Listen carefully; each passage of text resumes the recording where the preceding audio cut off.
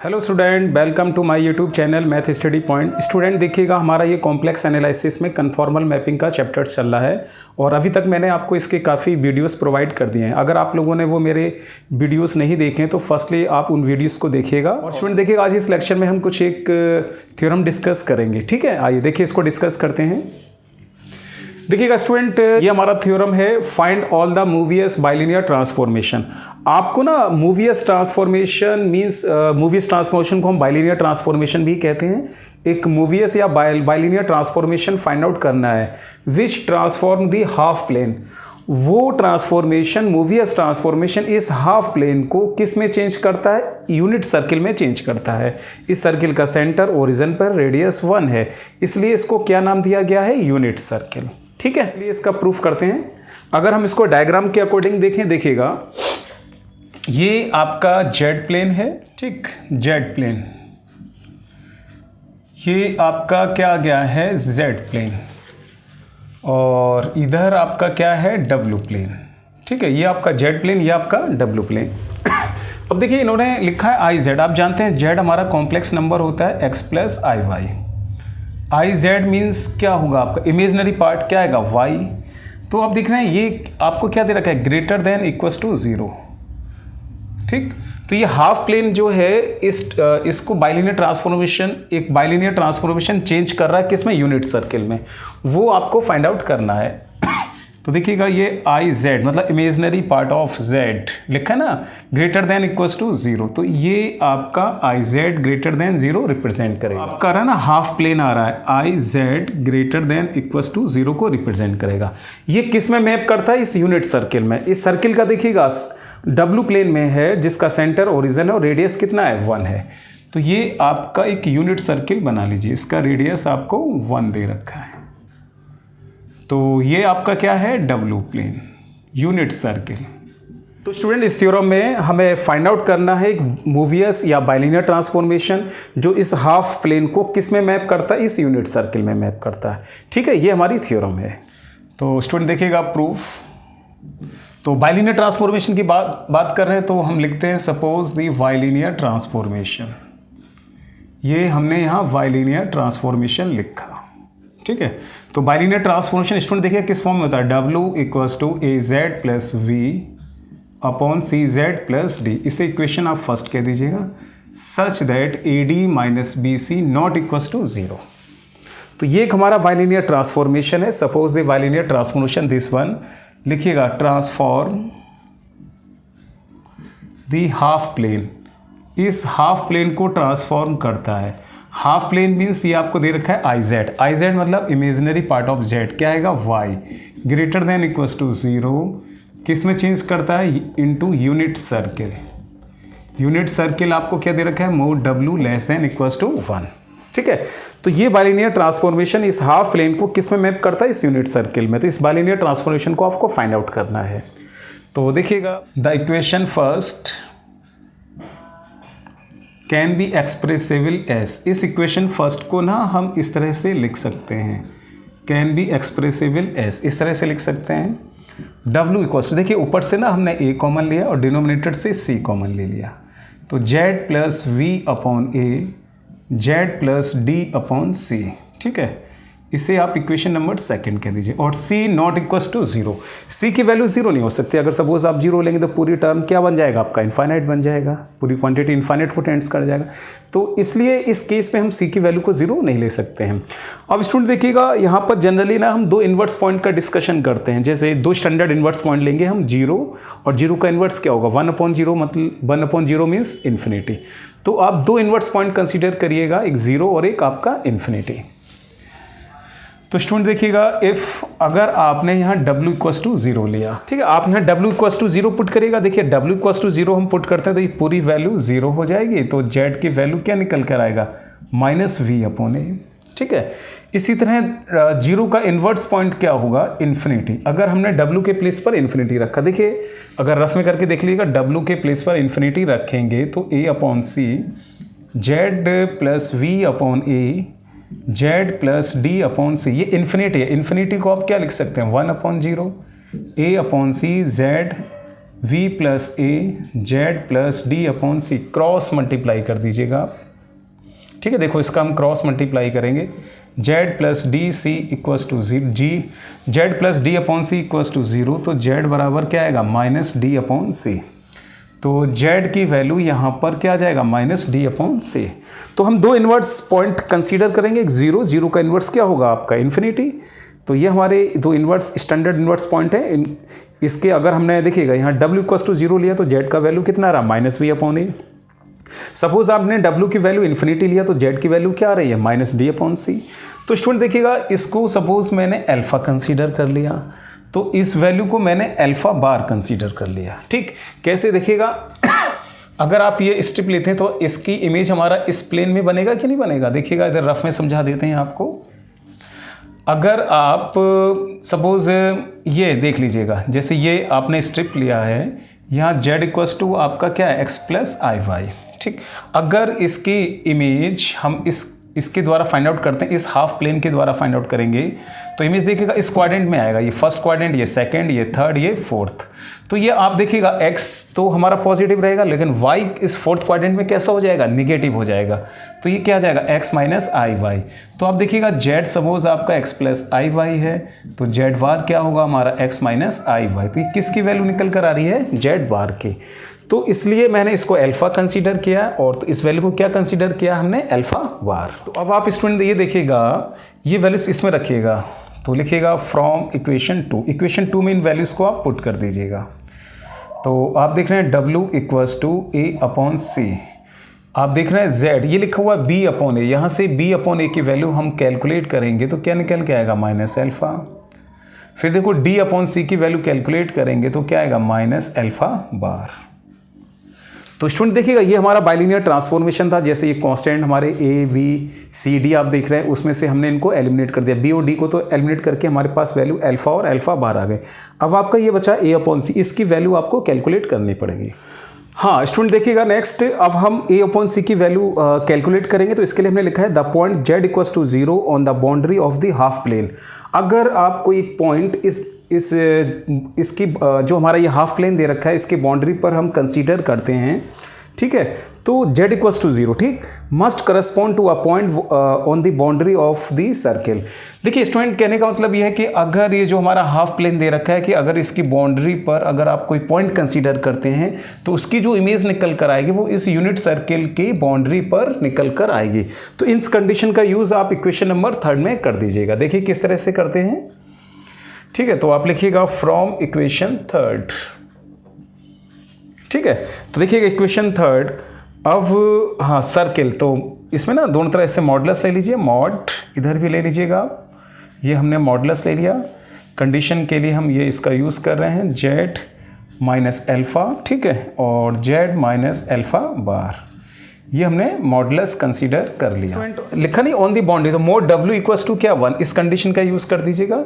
और इसको ना मॉडुलस की कंडीशन से a अपॉन सी, और स्टूडेंट ये देखिएगा z इक्वल्स टू 0, आप यहाँ z इक्वल्स टू 0 यूज़ कर दीजिएगा, 0 माइनस अल्फ़ा बार 1, और ये देखिएगा a अपॉन सी, माइनस से minus cancel, alpha upon alpha bar, ये आ गया। हाँ स्टूडेंट, अब आप देखिएगा जैसे सपोज ये कोई कॉम्प्लेक्स नंबर है z equals to X plus I Y, अगर आप यहाँ से z बार फाइंड आउट करते हैं तो x माइनस आई वाई आएगा, और अगर आप इसका मॉडुलस फाइंड आउट करते हैं तो स्क्वायर रूट में x square plus Y square आएगा। इसी तरह से अगर आप इसका भी मॉडुलस फाइंड आउट करेंगे जेड बार, कॉम्प्लेक्स नंबर और इसका कंजुगेट दोनों का मॉडुलस क्या रहेगा, सेम रहेगा। और अगर आप इन दोनों को डिवाइड कर देते हैं, देखिएगा mod z divided by z bar, तो आप देखिएगा x square plus Y square और अंडर रूट में x square plus Y square. तो आप देख रहे हैं इसको हम z अपॉन जेड बार लिख सकते हैं, तो ये वैल्यू कितना आ गया 1। तो वही स्टूडेंट यहाँ पर है कि जैसे ये अल्फ़ा हमारा कोई कॉम्प्लेक्स क्वांटिटी है और अल्फ़ा बार उसका क्या है कंजुगेट। तो अगर किसी कॉम्प्लेक्स नंबर को उसके कंजुगेट से डिवाइड करते हैं फिर उसका मॉडुलस फाइंड आउट करते हैं तो उसकी वैल्यू हमेशा क्या होगी 1 होगी। तो इस प्रॉपर्टी का यूज़ आप यहाँ कर दीजिएगा। तो आप देख रहे हैं a अपॉन सी इंटू 1, तो आपने देखा a upon C equals to 1।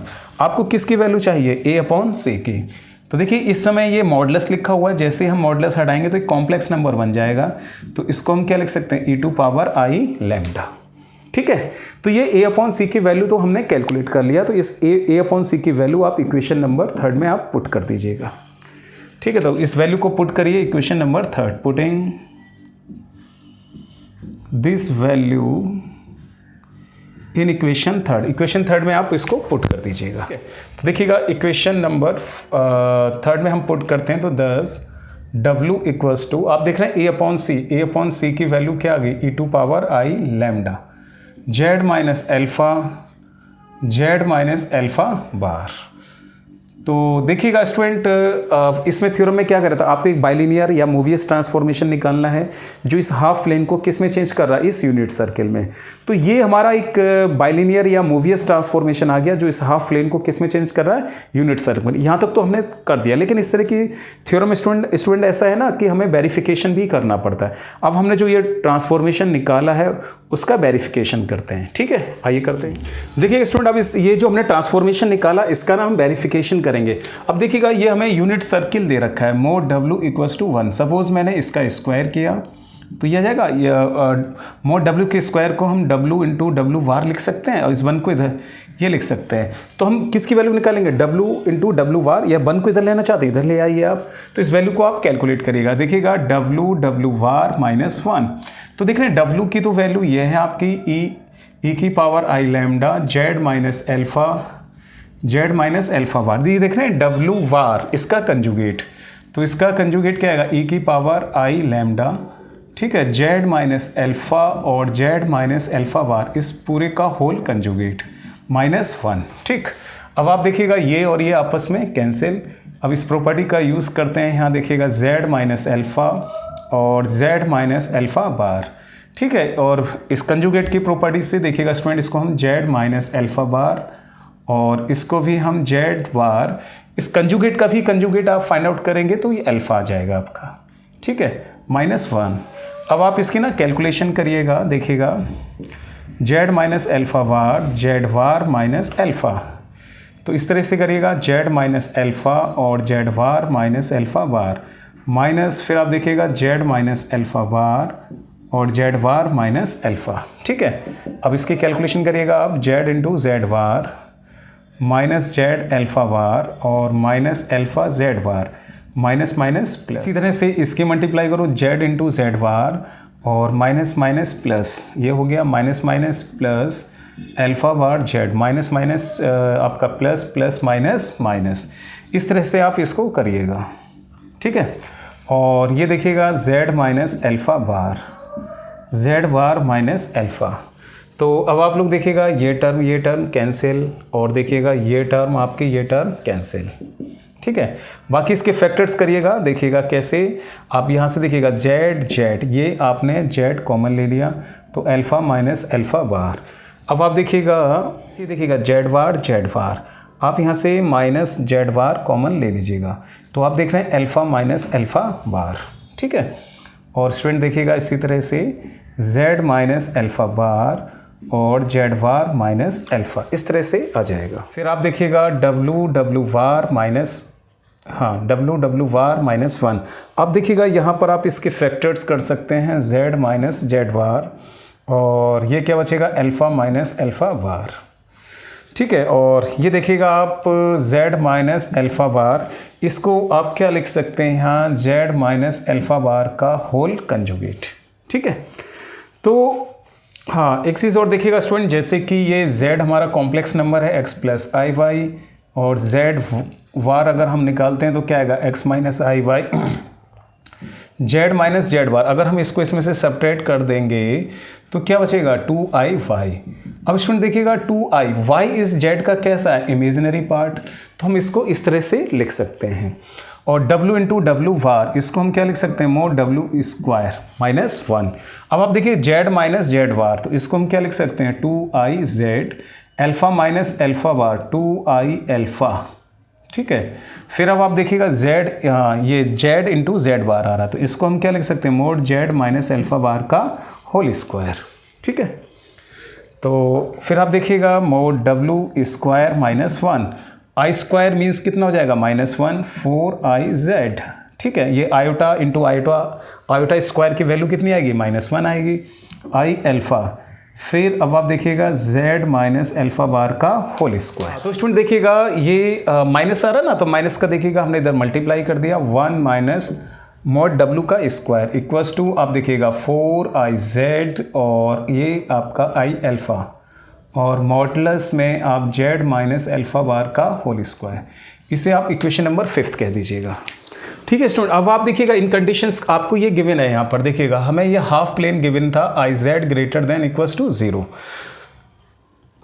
तो स्टूडेंट देखिएगा, तो इसमें हम फर्स्ट केस यहाँ पर लेते हैं कि if iz equals to 0, iz लिखा नहीं ग्रेटर देन इक्वल्स टू 0, तो पहले हमने इसको इक्वल्स टू 0 ले लिया। इस कंडीशन का आप यहाँ यूज़ करिएगा। तो ये किसके करस्पॉन्ड होगा, लिखो करस्पॉन्ड। ठीक है, करस्पॉन्ड टू, देखिएगा आप यहाँ इस कंडीशन को इक्वेशन नंबर 5 में पुट करिएगा, 1 minus w square iz equals to 0। आप यहाँ 0 रखेंगे, 0 से मल्टीप्लाई करेंगे, पूरी टर्म क्या आ जाएगी 0। तो आप देखिएगा mod w square equals to 1।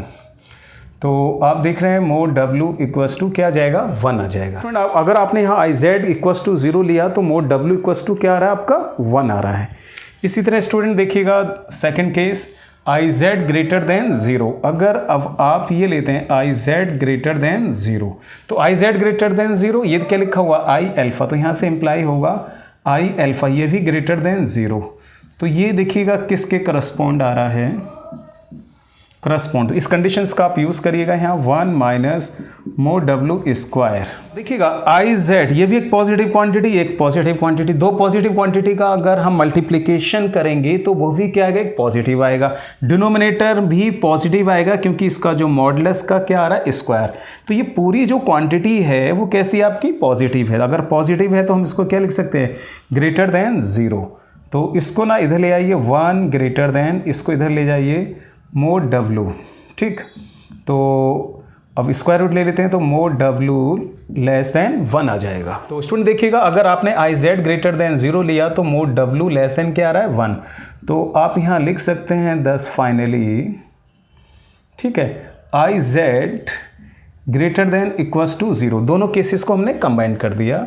Correspond to किसके करस्पॉन्ड है, mod w less than equals to 1। ठीक है, देखिए iz ग्रेटर देन 0 ले रहे हैं तो मोड w इक्वल्स टू क्या आ रहा है 1, तो इक्वल्स टू 1। अगर ग्रेटर देन ले रहे हैं तो मोड w लेस देन क्या आ रहा है 1। किसके हेल्प से आ रहा है, ट्रांसफॉर्मेशन 4 के। ठीक है, तो लिखो y द ट्रांसफॉर्मेशन 4th। ठीक है, तो ये हमारा क्या हो गया, वेरिफिकेशन। ठीक है, इसका मतलब जो आपने ट्रांसफॉर्मेशन निकाला है वो पूरी तरह से सही है। तो स्टूडेंट देखिएगा ये हमारा तरीका होता है इस तरह की थ्योरम्स को करने का। सो स्टूडेंट उम्मीद करता हूँ आज मैंने आपको ये जो कन्फॉर्मल मैपिंग में जो थ्योरम कराई है फाइंड द बाइलिनियर ट्रांसफॉर्मेशन के ऊपर, जो एक हाफ प्लेन को किस में चेंज करता है, एक यूनिट सर्किल में, वो आप लोगों को समझ में आया होगा। आप इसको पढ़ के देखिएगा। और स्टूडेंट अगर आप लोगों को मेरा ये लेक्चर पसंद आया है तो प्लीज़ मेरे इस लेक्चर्स को अपने फ्रेंड्स में शेयर करिएगा, इसको लाइक करिएगा, इस पर कमेंट्स करिएगा। और अगर आप लोगों ने मेरा चैनल सब्सक्राइब नहीं किया तो प्लीज़ मेरा चैनल आप सब्सक्राइब कर लीजिएगा। और साथ में स्टूडेंट आप बेल आइकन को प्रेस कर लीजिएगा, जिससे मैं आपके लिए जो लेटेस्ट वीडियो अपलोड करता रहूँगा उनका आपको टाइम टू टाइम नोटिफिकेशन मिलता रहेगा। Thank you.